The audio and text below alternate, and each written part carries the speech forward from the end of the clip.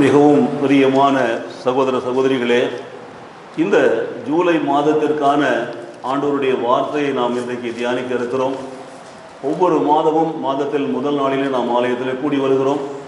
வாக்குத்தத்த ஆராதனை என்ற பெயரிலோ, குடும்ப ஆசீர்வாத கூடுகை என்ற பெயரிலோ இந்த குறிப்பிட்ட மாதத்திற்கான கர்த்தருடைய வார்த்தையை நாம் தியானிக்க நாம் ஒவ்வொரு மாதமும் தியானித்து கொண்டு வருகிறோம். இந்த மாதத்திலும் அப்படிப்பட்டதான ஒரு தேவ செய்தியை நாம் கேட்கிற பொழுது கர்த்தரிடத்தில் ஒப்புக் கொடுப்போம். அந்த வசனத்தின்படி இந்த மாதம் முழுவதும் நம்மை நடத்தும், நம்மை ஆசீர்வதிக்கவும், நம்மை பலப்படுத்தவும் கர்த்தரிடத்தில் வேண்டிக் கொள்வோம். கர்த்தர் நிச்சயமாகவே நம்முடைய சபையிலே ஒரு மறுமலர்ச்சியை கொண்டு வருவார். ஒரு எதிர்பார்த்தலின்படியாக புதிய ஆத்துமாக்களை சபையில் கொண்டு வருவார். ஒரு பெருக்கத்தை கொடுப்பார் என்ற நம்பிக்கையோடு நாம் தொடங்கி செய்து கொண்டு வருகிறோம். 2 வாரங்களை முடித்திருக்கிறோம். 3வது வாரத்துக்குள் நாம் வருகிறோம். கர்த்தர் நம்மை நடத்துவாராக. இந்த மாதத்தினுடைய வார்த்தை, வாக்கு தத்தம் அப்போஸ்தலனாகிய பேதுரு எழுதின 1வது நிருபத்தில் 5வது அதிகாரத்தில் 5வது வசனத்தினுடைய பிற்பகுதியை தான் நாம் தியானிக்க இருக்கிறோம். ஆகவே அதை முழுதும் நாம் வாசிக்கிறேன், கேளுங்கள். நாம் அதை வாசிக்கிற பொழுது அந்தபடி இளைஞரே மூப்பருக்கு கீழ்ப்படியுங்கள். கொடுக்குற ஆலோசனைகளை பாருங்கள். ஃபஸ்ட்டு கீழ்ப்படியணும். 2வது, நீங்கள் எல்லோரும் ஒருவருக்கு ஒருவர் கீழ்ப்படிந்து மனத்தாழ்மையை அணிந்து கொள்ளுங்கள். 2வது, கீழ்ப்படிதலுக்கு அடுத்தபடி மனத்தாழ்மையை அணிந்து கொள்ளுங்கள். இந்த 2 காரியத்தை நாம் செய்கிற பொழுது 3வது, பெருமை உள்ளவர்களுக்கு தேவன் எதிர்த்து நிற்கிறார், தாழ்மை உள்ளவர்களுக்கோ கிருபை அளிக்கிறார்.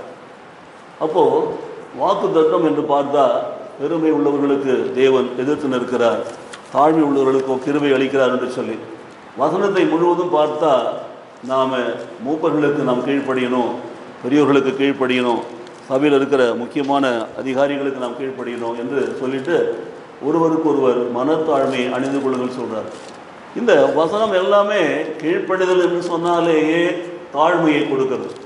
ஒருவருக்கு ஒருவர் கீழ்ப்படுகிற பொழுது இன்னொருவரை நாம் மதிக்கிறோம், அவருக்கு நாம் கீழ்ப்படுகிறோம். அவர் வயசில் பெரியவரா, அவர் என்னோட கூட படிச்சிருக்கிறாரா, அவர் பெரிய பணக்காரரா, நிறைய சம்பாதிக்கிறாரா, இதெல்லாம் நம்ம பார்க்குறோம். இவைகளெல்லாம் மனுஷன் பார்க்கிற விதம்.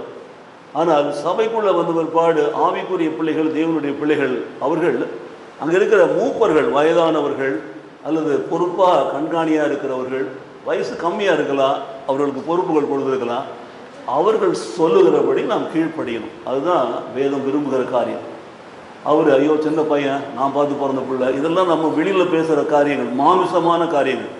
இந்த மாமிசத்துக்கும் ஆவிக்கும் வித்தியாசத்தை தெரிந்து கொள்ள வேண்டும். நான் பார்த்து வளர்ந்த பிள்ளை, இது சொல்லி நான் கேட்குறதா, இப்படிலாம் நான் பேசுகிற ஆட்களாக நீங்கள் பார்க்கலாம். இவங்களெல்லாம் ஆவிக்குரிய பெரியவர்களெல்லாம். ஆனால் உண்மையான மூப்பர்களுக்கு நாம் கீழ்ப்படுகிற பொழுது கர்த்தருடைய நாமத்தை மகிமைப்படுத்துகிறோம். ஏனென்றால் நாம் கர்த்தருக்கு தான் கீழ்ப்படுகிறோம். அல்லேலூயா. யாருக்கு கீழ்ப்படிந்தாலும், யார் கீழ்ப்படுகிறாலும் கர்த்தருக்கு என்ன பண்ணுறோம்? கீழ்ப்படுகிறோம். ஒவ்வொரு கண்காணியின் பின்னாலேயும், ஒவ்வொரு மூப்பரின் பின்னாலேயும் கர்த்தர் இருக்கிறார். கர்த்தர் தான் அவர்கள் மூலமாக நம்மை நடத்துகிறார், அவர்கள் மூலமாக பேசுகிறார். அவருடைய வாக்குத்தைக்கு நாம் செவி கொடுக்கணும், அவருடைய வாக்குக்கு நாம் கீழ்ப்படியணும் என்று சொன்னால் அதைத்தான் தேவன் எதிர்பார்க்கிறார். 1, கீழ்ப்படியுங்கள். 2வது, ஒருவருக்கு ஒருவர் மனத்தாழ்மையை அணிந்து கொள்ளுங்கள். நான் பெரியவன், நீ பெரியவன் என்ற அந்த கதையே வரக்கூடாது. இதுதான் இந்த காரியங்களுக்கு அர்த்தம் தெரிந்து கொண்டோம் என்று சொன்னால், ஒருவருக்கு ஒருவர் கீழ்ப்படிந்தோம்னு சொன்னால் நமக்கு இந்த வசனம் தேவையே இல்லை. பெருமை உள்ளவருக்கு எதிர்த்து நிற்கிறார் என்று சொல்லி ஒருவருடைய காரியங்களை நாம் மனத்தாழ்மையை அணிந்து கொள்வோம் என்று சொன்னால், நாம் மனத்தாழ்மையோடு கூட ஒருவருக்கு ஒருவர் கீழ்ப்படிந்து நடப்போம் என்று சொன்னால் நாம் பெருமை உள்ளவருக்கு தேவன் எதிர்த்து நிற்கிறார் என்பதை குறித்து கவலைப்பட தேவையில்லை. நம்மிடத்தில் அந்த 2 காரியங்கள் இருக்கிறதா, கீழ்ப்படிதலும் மனத்தாழ்மை அணிந்து கொள்ளுதலும். இது வாக்கு தத்தத்துக்கு முன்னாடி இருக்கிற காரியங்கள். அதுதான் இன்றைக்கு நமக்கு ஒரு ஆரம்பம். சரி, அதை தொடர்ந்து நாம் வாசிக்கிற பொழுது பெருமை உள்ளவர்களுக்கு எதிர்த்து நிற்கிறார், தாழ்மை உள்ளவர்களுக்கு கிருபை அளிக்கிறார் என்ற வசனத்தை வாசிக்கிற பொழுது 2 காரியங்களை நாம் பார்ப்போம். பெருமை உள்ளவர்கள் யார், தாழ்மை உள்ளவர்கள் யார் என்று சொல்லி. அதற்கு பிற்பாடு தான் அந்த வாக்குத்தத்த செய்தியை நாம் கேட்போம். ஆனால் இதற்கு முன்னாடி நான் என்ன சொல்ல பிரியப்படுகிறேன் என்று சொன்னால், ஜூலை மாதத்தை குறித்தான ஒரு விளக்கத்தை இன்றைக்கி நான் பார்த்தேன். நிறைய பேர் வாட்ஸ்அப்பில் போட்டிருக்கிறாங்க, வெல்கம் ஜூலை என்று சொல்லி ஜூலையை வரவேற்கிறார்கள். ஜூலை மாதமே வாங்க வாங்கன்னு சொல்லிட்டு வரவேற்கிறார்கள் நிறைய பேர். அதற்கு ஒரு வசனத்தை போடுறாங்க. அல்லது லெட் இட் பி, அது அப்படியே வரட்டும், அது அப்படியே நடக்கட்டும் என்று சொல்லி போடுறாங்க. இதெல்லாம் நாம் பார்க்கிற பொழுது அங்கே நாம் செய்ய வேண்டிய காரியங்கள் என்னென்னலாம் போடுறதுன்னு பார்த்துருக்கிறோம். நமக்கு பொறுத்த வரையில் ஜூலை என்ற அந்த வார்த்தையிலே 4 வார்த்தையாக பிரிக்கிறார்கள். J for Jesus, U for us என்று சொல்லுகிறோமே அது, மூன்றாவது பார்த்தீங்கன்னா ஜீசஸுக்கு அப்புறம் யூ போட்ட பிற்பாடு ஜூலையில் எல் வருகிறது. எல் ஸ்டாண்ட்ஸ் ஃபார் என்னன்னு பார்க்குறோம். அதுக்கப்புறம் ஒய் 4 வார்த்தைகளை பார்க்கணும். இந்த வார்த்தைகளை நாம் பார்த்தோம் என்று சொன்னால், சுருக்கமாக பார்க்கிற பொழுது அந்த 4 வார்த்தைகளும் நமக்கு என்ன கற்றுக் கொடுக்கிறது என்று சொன்னால், ஜே என்ற அந்த வார்த்தை Jesus should be first in everything. இதுதான் நம்முடைய வாழ்க்கையாக இருக்கணும். கிறிஸ்தவன் என்று சொன்னால், நாமெல்லாம் ஒரு ஆவிக்குரிய கிறிஸ்தவன் என்று சொன்னால், நம்முடைய வாழ்க்கையில் இயேசுவுக்கு தான் முதலிடம். இயேசு தான் முதலிடம், இயேசுவுக்கு தான் முதலிடம். அது மிக முக்கியம். ஆனால் நாம் இயேசுவுக்கு முதலிடம் கொடுக்குறோமா? நான் எத்தனையோ வருஷங்களாக முதலிடம் கொடுங்க கொடுங்க, சீக்கிரமாக வாங்க, எவ்வளவோ சொல்லி சொல்லி பார்த்தேன். எதுவுமே நீங்கள் அதை பற்றி கவலைப்படவே இல்லை. எப்பொழுதும் போல் 8:45 ஆராதனா 9:45 10 மணிக்கு தான் வந்துன்னு இருக்கிறீங்க. ஏனென்றால் எங்களுக்கு வேலை இருக்குது, நாங்கள் அது செய்கிறோம் இதை செய்கிறோம் சொல்லிகிட்டு இருக்கிறோம். அப்போது எவ்வளோ வருஷங்கள் நான் இதை சொல்லி சொல்லி நான் பார்த்தேன், ஒன்றுமே பிரயோஜனப்படவே இல்லை. Nobody has given Jesus first place. சின்ன பிள்ளைங்களை காட்டுவாங்க, பெரியவங்களை காட்டுவாங்க, விருந்தாடியை காட்டுவாங்க, வீட்டில் இருக்க வேலையை காட்டுவாங்க. இவைகளெல்லாம் நிரந்தரமான ஒரு உறவும் கிடையாது, நிரந்தரமான ஒரு அமைப்பும் கிடையாது. ஆனால் இயேசுவுக்கு முதலிடம் கொடுத்து செய்கிற காரியங்கள் தான் நிரந்தரமானது. அப்போ இயேசு தான் முதல்ல வரணும். எல்லாவற்றிலும் காலையில் எழுந்த உடனே இயேசுவே என்னை ரட்சியும் எழுந்திருக்கலாம், இயேசுவே என்னை ரட்சியும், என் மேல் இரக்கமாயிரும், நடத்தும். இயேசுவுக்கு தான் முதலிடம். Jesus Christ is the Father, Son and Holy Spirit. அவர் தான் இயேசுவாய் பூமியில் வந்தார். அவ்வளோதான். அவர் தான் ஃபாதர், அவர் தான் ஹோலி ஸ்பிரிட் என்பதை மறந்துவிடக்கூடாது. அப்போது மத்திய சுவிசேஷம் 6ஆம் அதிகாரத்தில் 33ஆம் வசனம் சொல்லுகிறது, முதலாக தேவனுடைய ராஜ்யத்தையும் அவருடைய நீதியையும் தேடுங்கள். பார்த்தீங்களா? ஸோ முதலாக தேவனுடைய ராஜ்யத்தையும், கிங்டம் ஆஃப் ஹெவன், தேவனுடைய ராஜ்யத்தையும் அவருடைய நீதியும், அவருடைய ஜஸ்டிஸ், அவருடைய நீதி, ரைட்டியஸ்னஸ், அதையும் நாம் தேடினோம்னா பின்னர் இவைகளெல்லாம் உங்களுக்கு என்னவா பண்ணப்படும்? கூட கொடுக்கப்படும். அதுக்கு முன்னாடி வாசிச்சிங்கன்னா எதை உண்போம், எதை உடுத்துவோம், எங்கே குடியிருப்போம், எங்கே வசிப்போம், எங்கே வீடு கட்டுவோம், நிறைய விஷயங்கள் வரும். அதை பற்றி தான் கவலைப்பட்டு இருக்கிறோம் 24 மணி நேரமும். அதுதான் நம்முடைய பாதரேஷனை. நாம் எல்லாவற்றிலும் ரொம்ப ஜாக்கிரதையாக அதை டீல் பண்ணுவோம். அந்த விஷயங்களை பத்திரம் எழுதினாலும், பத்திரம் பண்ணினாலும், வீடை எழுதினாலும், பங்களா கட்டினாலும், கார் வாங்கினாலும், எல்லாத்துலேயும் யாருக்கு முதலிடம் கொடுக்கணும்னு சொல்லி நம்ம பார்ப்போம். பைபிள் சொல்லுகிறது இயேசுவுக்கு முதலிடம் கொடுக்க சொல்லுது. இயேசுவை தேடுகிறவர்களாக நாம் மாற வேண்டும். அப்போது இயேசு தான் நமக்கு எல்லாமா இருக்கிறார் என்பதை புரிந்து கொண்டோம் என்று சொன்னால், காலையில் எழுந்தவுடனே கர்த்தரை நோக்கி நாம் பார்க்கிறோம், அவர் திருமுகத்தை நாம் பார்க்கிறோம், அவரை தேடுகிறோம். முதலாக தேவனுடைய ராஜ்யத்தை தேடுங்கள். முதல்ல காலையில் எழுந்துருங்க. எனக்கெல்லாம் இப்போது முடியாமல் போகும்பொழுது கை கால் மூட்டுகள் எல்லாம் அசைவு இல்லாமல் போகிற பொழுது காலையில் தூங்கி எழுந்த உடனே என்னால் எழுந்து உட்கார முடியாது. கால்களை அசைக்கணும், கைகளை அசைக்கணும், உடம்பு அசைக்கணும், கொஞ்சம் இந்த மூமெண்ட்ஸ்லாம் கொடுத்த பிற்பாடு தான் நாம் எழுந்திருக்க முயற்சி செய்யணும். இதை தான் முதியவர்களுக்காக கற்றுக் கொடுக்குறாங்க. நிறையா யூடியூப்பில் மெசேஜஸ்லாம் போடுறாங்க, நீங்கள் பார்க்கலாம். நான் வாலிபனாக இருக்கிற பொழுது அப்படியே பெட்டில் நேராக எழுந்த மாதிரிலாம் இப்போ எழுந்திருக்க முடியாது. அப்போது ஒரு வயசுக்கும் ஒரு காரியத்தை வைத்திருக்கிறார், நல்லது. ஆனால் எல்லா காரியத்துக்கும் பொதுவாக வைத்திருக்கிறார், முதலாக தேவனுடைய ராஜ்யத்தையும் அவர் நீதியையும் தேடுங்கள். வயசானவங்களுக்கு அதான், சின்ன பிள்ளைங்களுக்கு அதான், வாலிபர்களுக்கு அதான், வளர்ந்தவர்களுக்காக தான், பைபிள் படிக்கிறவங்க அத்தனை பேருக்காக தான், வேதத்தின்படி நடக்கிறவங்களுக்கு அதுதான். ஏனென்றால் எவைகளுக்காக நாம் அலைந்து திரிகிறோம், ஓடுறோம், வேலை செய்கிறோம், சம்பாதிக்கிறோம், அவைகள் எல்லாம் நமக்கு கூட கொடுக்கப்படும். எல்லாவற்றையும் கர்த்தர் உண்டு பண்ணுவார், கொடுப்பார், எல்லாவற்றையும் வாக்கிய பண்ணுவார். நல்லா நடக்குது, நிறைய கொடுக்குறார் நமக்கு, நாம் எல்லாவற்றையும் வரைந்திருக்கிறோம். ஆனால் அவைகளுக்கு முன்பாக தேவனுக்கு முதலிடம் கொடுக்குறோமா? முதல் வசனம் நோட் பண்ணி வச்சுக்கோங்க. It is J, Jesus should come first. 2வது வசனத்தில் நாம் போகிற பொழுது பார்த்தீங்கன்னா, அங்கே அண்டர்ஸ்டாண்டிங் காட்ஸ் வில், தேவனுடைய சித்தத்தை அறிந்து கொள்ள வேண்டும். அதுதான் 2வது வசனத்துக்கான ஒரு அறிகுறி. எபேசியருக்கு எழுதின நிருபம் 5ஆம் அதிகாரத்தில் 17ஆம் வசனத்தை வாசிப்போம்.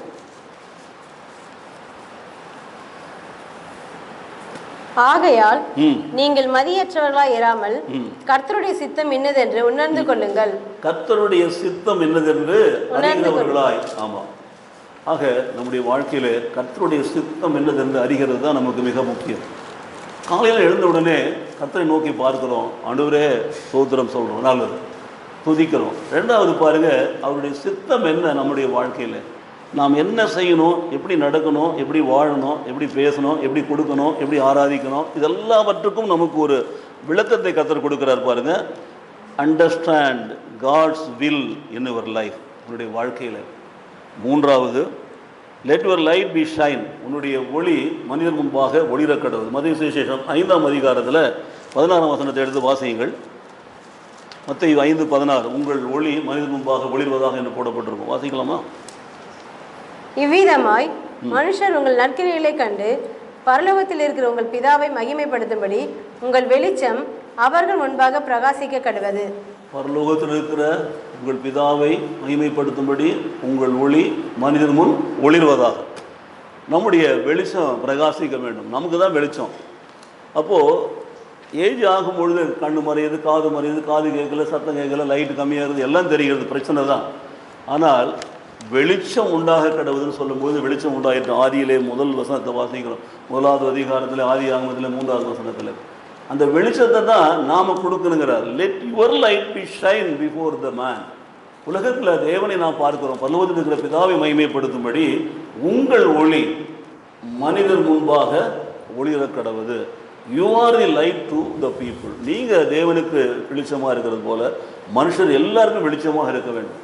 நம்முடைய வாழ்க்கை ஒரு வெளிச்சமாக இருக்க வேண்டும், உலகத்திற்கு ஒளியாக இருக்க வேண்டும். இந்த 5ஆம் அதிகாரத்தில் நிறைய வசனம் சொல்லப்பட்டிருக்கும். வாழ்த்தப்பட்ட மக்களுக்கு ஏற்றபடி அவர்கள் எல்லாம் பிளஸ்டட்னு சொல்லி ஒவ்வொன்றாக சொல்லிக்கொண்டே வருவார்கள். அந்த 13ஆவது வசனத்தையும் 14ஆவது வசனத்தையும் வாசிக்கிற பொழுது தான் 14 ஒளியை குறித்து 16 வாசிப்போம். 14, 15, 16. எனக்கு பிரியமானவர்களே, நம்முடைய ஒளி மற்ற முன்னால் ஒளிர்க்க வேண்டும். நாம் எப்படியாவது மற்றவர்களுக்கு ஒளியாக இருக்கணும். வழி தெரியாதவர்களுக்கு வழியாக இருக்கணும். இருளில் நடக்கிற ஜனங்களுக்கு வெளிச்சமாக இருக்கணும். நாம் எப்படியாவது ஒரு வழிகாட்டுறவங்களாக இருக்கணும். நம்ம மாத்திரமான இருந்தோம்னா பிரயோஜனமே கிடையாது. மற்றவர்களுக்கு, நம்மை தவிர, நம்முடைய சொந்த ரத்தத்தை தவிர மற்றவர்களுக்கு நாம் வெளிச்சமாக இருக்க வேண்டும். உங்கள் ஒளி மனிதர் முன்பாக ஒளிர கடவுது என்று சொல்லப்பட்டிருக்கிறது. மறுபடியும் வாசிங்க, மத்தேயு 5:16. இங்கே வாசிங்க, 5 ஆண்கள் மத்தியில் ஒரு வாசிங்க பார்க்கலாம்.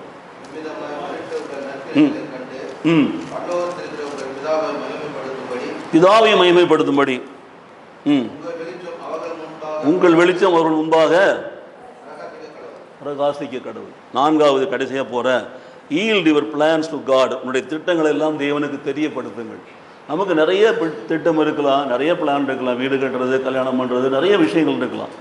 24 மணி நேரம் நமக்கு நிறைய வேலைகள் இருக்குது. குடும்பத்தை பற்றி கவலைகள் தான். அந்த பிள்ளைக்கு அது, இந்த பிள்ளைக்கு இது, இந்த பிள்ளைக்கு அது, எல்லாம் ஓகே தான். அவங்களுக்கு அது, இவங்களுக்கு அது, இந்த மாதிரிலாம் லெட் இட் பி.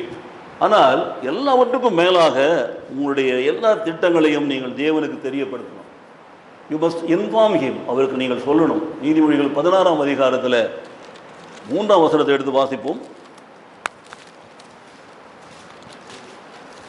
16:3.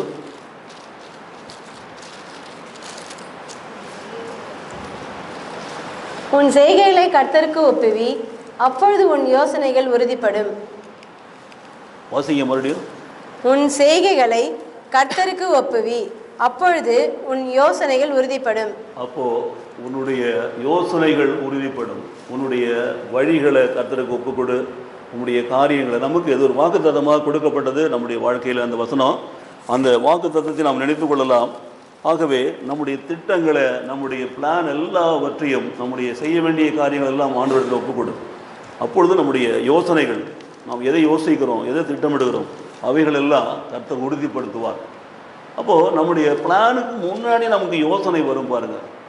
ஒரு திட்டமிடுவதற்கு முன்பாக இதை செய்யணும், இப்படி வீடு கட்டணும், இப்படி வீடு கட்டணும், இப்படி கட்டணும், இந்த கார் வாங்கணும், இப்படி கல்யாணம் பண்ணணும், இப்படி நடத்தணும், இப்படி பிள்ளைகளை வளர்க்கணும், இப்படிலாம் யோசிக்கிறோம். பேர பிள்ளை எப்படி வளர்க்கணும் என்றெல்லாம் நல்லது. அந்த யோசனைகள் எல்லாம் உறுதிப்படுத்துகிறவர் தேவன் தான். இந்த 4 காரியங்களை இந்த ஜூலை மாதம் உங்களுக்கு கொடுக்கும் என்று சொன்னால், இந்த ஜூலையில் நீங்கள் திட்டமிட்டுக்கிற காரியங்கள் என்ன, எல்லாவற்றையும் கர்த்தரிடத்தில் ஒப்புக் கொடுங்கள். அவர் உங்களுக்காக எல்லாவற்றையும் செய்து முடிப்பார். உங்களுடைய திட்டங்கள் நிறைவேறத்தக்கதாக உங்களுடைய யோசனைகளை நிறைவேற்றுவார். இந்த 4 காரியங்களை நாம் பார்த்துருக்கிறோம். இதில் இந்த 4லையும் நம்முடைய வாழ்க்கையில் நம்ம வாக்குத்தத்தங்களாகவும் பெற்றிருக்கிறோம். இவைகளை தியானித்திருக்கிறோம். இவைகள் நமக்கு வழிகளை காட்டியிருக்கிறது. இந்த நாளில் நம்ம வாக்குத்தத்தத்துக்கு போகிறதுக்கு முன்னாடி நம்முடைய காலை நேர தியானம், எழுந்தவுடனே கர்த்தரை நோக்கி பார்ப்போம். முதலாக தேவனுடைய ராஜ்யத்தையும் நீதியையும் தேடுவோம். கர்த்தர் நம்மை ஆசீர்வதிப்பார். 2வதாக நம்முடைய வெளிச்சம் மற்றவர்கள் முன்பாக ஒளிரக்கடும்படி நம்ம வெளிச்சத்தை பிரகாசிக்க பண்ணுவோம். 3வதாக நீங்கள் பார்த்தீங்கன்னா நம்முடைய காரியங்களிலே ஆண்டவருடைய திட்டத்தை, சித்தத்தை நாம் அறிந்து கொள்வோம். கடைசியாக அவருடைய திட்டத்தை நாம் ஆண்டவரிடத்தில் ஒப்புக் கொடுப்போம். கர்த்தர் நம்மை ஆசீர்வதிப்பாராக. அல்லேலூயா. அல்லேலூயா. கரங்களை தட்டுவோம், கர்த்தருக்கு நன்றி சொல்லுவோம். இதுதான் முதலாவது ஒரு பகுதி. ரெண்டாவது பகுதிக்கு நான் போகிறேன். பெருமை உள்ளவர்களுக்கு எதிர்த்து நிற்கிறார், தாழ்மை உள்ளவர்களுக்கு கிருபை அளிக்கிறார். பெருமை உள்ளவர்கள் யார், எப்படிப்பட்டவர்கள்? எடுத்து வாசிக்கலாம். சங்கீதம் 12ஆம் அதிகாரத்தில் 3-4 தயவு செய்து குறித்து வைத்துக் கொள்ளுங்கள். சீக்கிரமாக வாசிச்சிங்கன்னா ஒரு 25-30 வசனம் தியானிக்கலாம். ஸோ 12வது அதிகாரத்தில் 3வது 4வது வசனத்தை வாசிப்போமா? இச்சகம் பேசுகிற எல்லா உதடுகளையும் பெருமைகளை பேசுகிற நாவையும் கர்த்தர் அறுத்து போடுவார். அவர்கள் எங்கள் நாவுகளால் மேற்கொள்ளுவோம், எங்கள் உதடுகள் எங்களுடையது, யார் எங்களுக்கு ஆண்டவன் என்று சொல்லுகிறார்கள். ஏழைகள் பாழாக்கப்பட்டது நிமித்தமும் எளியவர்கள் விடும் பெருமூச்சு நிமித்தமும் நான் இப்பொழுது எழுந்து அவன் மேல் சீறுகிறவர்களுக்கு அவனை காத்து சுகமாய் இருக்க பண்ணுவேன் என்று கர்த்தர் சொல்லுகிறார். அந்த 12ஆம் அதிகாரத்தில் இச்சகம் பேசும் உதடுகளை குறித்தும் இச்சகமாக பேசுகிற காரியங்களை குறித்தும் அங்கே சொல்லப்பட்டிருக்கிறது நாம் பார்க்க முடியும். அதோடு மாத்திரமல்லாமல் அவைகளை கர்த்தர் வெறுக்கிறார் என்பதை உணர்த்துகிறது. சங்கீதம் 31 எடுத்து வாசிக்கலாம். 18வது வசனத்தை வாசிப்போம். இந்த பக்கம் ஆண்கள் பக்கத்தில் வாசிக்கலாம். நீதிமானுக்கு விரோதமாய் பெருமையோடும் இகழ்ச்சியோடும் கடினமாய் பேசுகிற பொய் உதடுகள் கட்டப்பட்டு போவதாக. 31:18 சொல்லுகிற காரியம் என்ன? வாசிங்க. நீதிமானுக்கு விரோதமாய் பெருமையோடும் இகழ்ச்சியோடும் கடினமாக பேசுகிற பொய் உதடுகள் கட்டப்பட்டு போவதாக. ஆகவே பெருமை உள்ளவர்களை கர்த்தர் எதிர்க்கிறார் என்பதற்கு இது ஒரு காரணத்தை கர்த்தர் சொல்லுகிறார். 31:18வது வசனத்தில் நாம் இப்படியாய் வாசிக்கிறோம். கர்த்தருடைய காரியத்தை நாம் பார்க்கிற பொழுது நம்முடைய வாழ்க்கையிலே அந்த வசனங்கள் என்ன சொல்லுகிறது என்று பாருங்கள். நீதிமானுக்கு விரோதமாய் பெருமையோடும் இகழ்ச்சியோடும் அதோடு கூட கடினமாக பேசுகிற பொய் உதடுகளை என்ன பண்ணுறார்? கர்த்தர் என்ன பண்ணுறாரு? கட்டி போடுகிறார். முதலேருந்து பார்க்குறீங்க, அறுத்து போடுகிறார், கட்டுகிறார் என்று பார்க்கிறோம். இப்போ மறுபடியும் கட்டுகிறார். 3வது வசனத்தை வாசிக்கலாம் சீக்கிரமாக. நீதிமொழிகள் 8ஆம் அதிகாரத்தில் 13ஆம் வசனம்.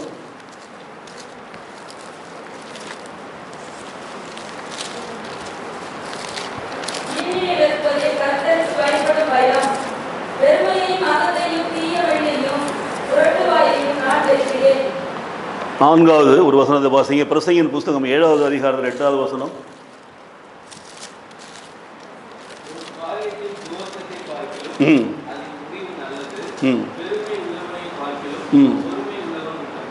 எரேமியா தீர்க்கதரிசி புஸ்தகம் 13ஆம் அதிகாரத்தில் 9வது வசனம் வாசிப்போம்.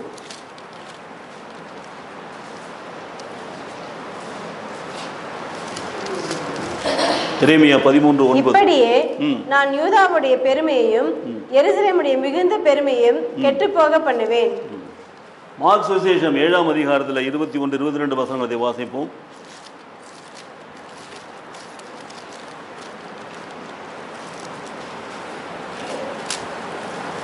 மார்க் சுவிசேஷம் 7:21-22 பெருமையை குறித்து தான் எழுதப்பட்டிருக்கிறது. எப்படியெனில் மனுஷருடைய இருதயத்திற்குள்ளிருந்து பொல்லாத சிந்தனைகளும் விபச்சாரங்களும் வேசித்தனங்களும் கொலைபாதகங்களும் களவுகளும் பொருளாசைகளும் துஷ்டத்தனங்களும் கபடும் காம விகாரமும் வன்கண்ணும் தூஷணமும் பெருமையும் மதிகேடும் புறப்பட்டு வரும்.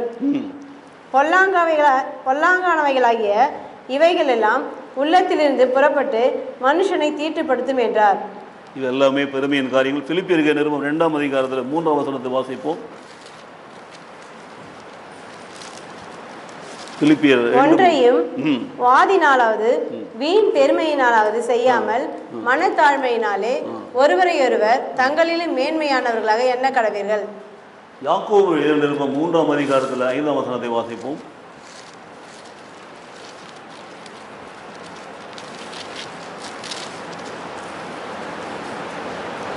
அப்படியே நாவானதும் சிறிய அவயமாயிருந்தும் பெருமையானவைகளை பேசும் பாருங்கள். சிறிய நெருப்பு எவ்வளவு பெரிய காட்டை கொளுத்தி விடுகிறது. 4ஆம் அதிகாரம் யாக்கோபு 4ஆம் அதிகாரத்தில் 6ஆம் வசனத்தை வாசிப்போம். அவர் அதிகமான கிருபையை அளிக்கிறாரே, ஆதலால் தேவன் பெருமையுள்ளவர்களுக்கு எதிர்த்து நிற்கிறார், தாழ்மையுள்ளவர்களுக்கோ கிருபை அளிக்கிறார் என்று சொல்லி இருக்கிறது.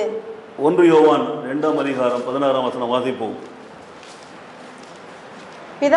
பிதாக்களே, ஆதி முதலாய் இருக்கிறவரை நீங்கள் அறிந்திருக்கிறதினால் உங்களுக்கு எழுதியிருக்கிறேன். வாலிபரே, நீங்கள் பலவான்களாய் இருக்கிறதினாலும் தேவ வசனம் உங்களில் நிலைத்திருக்கிறதுனாலும் நீங்கள் பொல்லாங்கனை ஜெயித்ததினாலும் உங்களுக்கு எழுதியிருக்கிறேன். இப்போ நிறைய வசனங்களை நம்ம சொல்லிட்டு போகலாம். நேரம் குறைவாக இருக்கிறபடினாலும் குறைவான நேரத்தில் நிறைய காரியங்களை சிந்திக்கும்படியாகவும் வாசிக்கப்பட்ட இந்த 10 வசனங்களும் பெருமைக்காரர்களை குறித்த ஒரு விளக்கத்தை நமக்கு கொடுக்கிறது. பெருமை பிடித்தவர்கள் அவர்கள் எப்படி நடக்கிறார்கள், அவர்களை எப்படி தேவன் வெறுக்கிறார், அவர்களுடைய காரியங்கள் எப்படி வாய்க்காமல் போகிறது என்பதை குறித்து ஏறக்குறைய ஒரு 10 வசனங்களை வாசித்திருக்கிறோம். சங்கீதத்திலிருந்தும், நீதிமொழியிலிருந்தும், பிரசங்கிலிருந்தும், எரேமியாவிலிருந்தும், மார்க்ஸ் விசேஷம், பிலிப்பியர் நிருபம், யாக்கோபு எழுதின நிருபம், யோவான் எழுதின நிருபத்தில் வாசித்திருக்கிறோம். இந்த பெருமைக்காரர்களை குறித்து தான் வேதம் சொல்கிறது, கர்த்தர் அப்படிப்பட்டவர்களை எதிர்த்து நிற்கிறார் என்று சொல்லி. ஆங்கிலத்தில் அரகண்ட் என்று போடப்பட்டிருக்கிறது, ஆனால் தமிழில் அழகாக சொல்லப்பட்டிருக்கிறது, பெருமை உள்ளவர்களுக்கு தேவன் என்ன பண்ணுறாரா? எதிர்த்து நிற்கிறாரா. இப்படிப்பட்ட மனநிலையில் நாம் இருக்கிறோமா? நம்முடைய வாழ்க்கையில் இந்த மனநிலை நமக்குள்ளே இருக்கிறதா? நாம் தேவனை ஆராதிக்கிற பொழுது இப்படி விட்டு கொடுக்கிறோமா? தேவனுடைய ஊழியர்கள் செய்கிற பொழுது நாம் விலகி செல்கிறோமா? தேவனுடைய காரியங்களுக்கு முதலிடம் கொடுக்கிறோமா? நாம் பெருமை, வீண் பெருமை பேசி நாம் திரிகிறோமா என்று நீங்கள் பார்க்கலாம். இருக்கிற இடத்துல இருந்து சத்தம் அதிகமாக போட்டால் நம்ம குரல் வேகமாக எடுத்து செஞ்சோம்னா எல்லாரும் கேட்பாங்க நம்ம நினைக்கிறோம். அது தவறான ஒரு அணுகுமுறை. அது கத்திட்டா சரியாயிடும் நினைக்க கூடாது, அது சத்தியமாயிடாது. அப்போது நம்முடைய வாழ்க்கையில் நம்முடைய பொறுமை, நிதானத்தை நம்ம கடைபிடிக்கிறத நம்ம பார்க்குறோம். அப்போ உங்களுடைய வெளிச்சம் பரலோகத்தில் இருக்கிற பிதாவை மகிமைப்படுத்தும்படி தான் மற்ற மனுஷன் முன்பாக ஒளிரணும். நீங்கள் செய்கிற காரியங்கள் அப்படித்தான். ஒரு காரியத்தினுடைய துவக்கத்தை பார்க்கலாம், அது முடிவு முக்கியமானதாக இருக்கிறது பாருங்கள். இதை நம்ம பார்க்குறோம். அப்போது ஒன்றொன்று நம்ம யோசிக்கிற பொழுது நம்முடைய வாழ்க்கையில் இந்த பெருமைக்கான காரியங்களை விட்டொழித்தால் நாம் முதல் வசனத்தை குறித்து பயப்பட தேவையில்லை. ஆனால் அதை நாம் கடைபிடித்து வாழ்ந்தோம் என்று சொன்னால் நாம் எல்லாம் பெருமை படைத்தவர்களாக இருப்போம். நம்முடைய எண்ணத்தில் பெருமை, நம்முடைய வார்த்தையில் பெருமை, நம்முடைய செயலில் பெருமை, நம்முடைய தோற்றத்தில் பெருமை, எல்லாத்துலேயும் நம்ம பெருமை காமிச்சு எல்லாரை விட நம்ம மேன்மையானவர் என்று சொல்லி நம்ம உயர காட்டிக்கொண்டு நாம் நடக்கிறோம் என்று சொன்னால் நம்மை தான் தேவன் வெறுக்கிறார். நம்மையிலே தேவன் பிரியமாக இருக்க மாட்டார். நம்மையிலே அவர் கோபமாக தான் இருப்பார். நமக்கு விரோதமாக எதிர்த்து நிற்பார். நம்முடைய காரியங்களை வாய்க்காமல் போக பண்ணுவார். இப்பொழுது வாய்க்கிற மாதிரி இருக்கலாம், ஒரு நேரம் வருகிற பொழுது கர்த்தர் எல்லாவற்றிலும் நம்மை வீழச் செய்வார். ஆகவே பெருமை குறித்த காரியங்களை மிக தெளிவாக நான் சொல்லியிருக்கிறேன். அவைகளை குறித்து நாம் ஜாக்கிரதையாக இருக்க வேண்டும் என்பது தான் என்னுடைய விருப்பம். ரெண்டாவது, தாழ்மை உள்ளவர்களுக்கோ கிருபை அளிக்கிறார் சொல்லப்படுகிறது பாருங்கள். தாழ்மை, தாழ்ந்த சிந்தை, தாழ்மையினுடைய ஆசீர்வாதங்கள், தாழ்மையினுடைய வரக்கூடிய கிருபைகள், தாழ்மை உள்ளவர்களை கர்த்தர் எப்படி உயர்த்துகிறார், இதெல்லாம் நான் பார்க்க முடியும். எடுத்து வாசிக்கலாம். நீதிமொழிகள் 11ஆம் அதிகாரத்தில் 2வது வசனத்தை ஒருவர் வாசிக்கலாம். நீதிமொழி 15ல் 33 ஒருத்தர் வாசிக்கலாம். நீதிமொழி 18ல் 12 ஒருத்தர் வாசிக்கலாம். நீதிமொழி 29ல் 13 ஒருத்தர் வாசிக்கலாம். கடற்கரை வாசிக்க பார்க்கலாம். அகந்தை வந்தால் 11:2 அகந்தை வந்தால் லட்சியம் வரும், தாழ்ந்த சிந்தையுள்ளவர்களிடத்தில் ஞானம் உண்டு. என்ன வருகிறதுன்னு சொல்லப்பட்டிருக்கிறது 15வது அதிகாரத்தில். நீதிமொழிகள் 33 மேன்மைக்கு முன்னானது தாழ்மை. வாசிக்க. கர்த்தருக்கு பயப்படுதல் ஞானத்தை போதிக்கும், மேன்மைக்கு முன்னானது தாழ்மை. 18ல் 12 வாசிப்போம். அழிவு வரும் முன் மனுஷனுடைய இருதயம் இருமாப்பா இருக்கும், மேன்மைக்கு முன்னானது தாழ்மை. அதுதான். நீதிமொழிகள் 29ல் 23 வாசிப்போம். மனுஷனுடைய அகந்தை அவனை தாழ்த்தும், மன தாழ்மை உள்ளவனோ கனமடைவான். மேட்டிமை குறித்து சொல்லப்பட்டிருக்கிறது. மத்தேயு சுவிசேஷம் 18ஆம் அதிகாரத்தில் 4வது வசனம். ஆகையால் இந்த பிள்ளையை போல தன்னை தாழ்த்துகிறவன் எவனோ அவனே பரலோக ராஜ்யத்தில் பெரியவனாய் இருப்பான். அப்புறம் அடுத்த வசனம் பிலிப்பியர் 2ஆம் அதிகாரத்தில் 8வது வசனம். பிலிப்பியர் 2ஆம் அதிகாரம் 8வது வசனம். அவர் மனுஷ ரூபமாய் காணப்பட்டு மரண பரியந்தம், அதாவது சிலுவையின் மரண பரியந்தமும் கீழ்ப்படிந்தவராகி தம்மை தாமே தாழ்த்தினார். அடுத்தது கொலோசியர் 2ஆம் அதிகாரம் 19ஆம் வசனம். கொலோசியர் 2:19. மாயமான தாழ்மையிலும் தேவதூதர்கள் செய்யும் ஆராதனையிலும் விருப்பமுற்று காணாதவைகளிலே துணிவாய் நுழைந்து தன் மாம்ச சிந்தையினாலே வீணாய் இருமாப்பாய் கொண்டிருக்கிற எவனும் உங்கள் பந்தய பொருளை நீங்கள் இழந்து போகும்படி உங்களை வஞ்சியாது இருப்பார்கள். கொலோசியர் 2ஆம் அதிகாரத்தில் 19வது வசனம், 20வது வசனம், 21வது வசனம், 22, 23 வாசிங்க. இப்படிப்பட்ட போதனைகள் சுய மாயமான தாழ்மையையும் சரீர ஒடுக்கத்தையும் பற்றி ஞானம் என்கிற பேர் கொண்டிருந்தாலும் ஆகவே யாக்கோபு 4:10 வாசிப்போம்.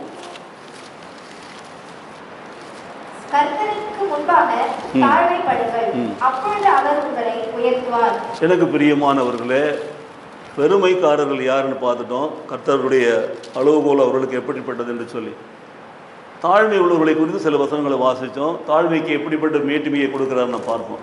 4:10 பார்க்கிற பொழுது எப்படி உயர்த்துகிறார் என்று நான் பார்க்கிறோம். தாழ்மை உள்ளவர்கள் கிருபை அளிக்கிறார் என்று நாம் வாசிக்கிறோம். பாருங்கள், தாழ்மை உள்ளவர்களை உயர்த்துகிறார், தாழ்மை உள்ளவர்களை மேன்மைப்படுத்துகிறார், தாழ்மை உள்ளவர்களை ஆசீர்வதிக்கிறார் என்று சொல்லி ரெண்டையும் பார்த்த பிற்பாடு இப்பொழுது நாம் தேவனுடைய வார்த்தையை நாம் கவனிக்க போகிற பொழுது தாழ்மையினுடைய ஆசீர்வாதங்கள் எடுத்து வாசிக்கலாம். முதலாவது ஒரு வசனம் எபேசியர் 5ஆம் அதிகாரத்தில் 21வது வசனம் இப்படியாக சொல்லுகிறது, தெய்வ பயத்தோடு ஒருவருக்கொருவர் கீழ்ப்படிந்திருங்கள் என்று எழுதப்பட்டிருக்கிறது.